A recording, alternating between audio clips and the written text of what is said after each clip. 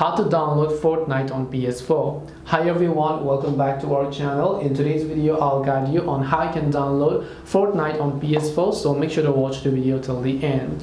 In order to download Fortnite on PS4, all you have to do is go ahead and first of all, make sure to launch the PlayStation Store application here. Once you launch your PlayStation Store app, at the very top you'll find the search button. Make sure to click the search option here, and now just go ahead and then basically type in Fortnite, and on the right hand side you'll find the Fortnite game.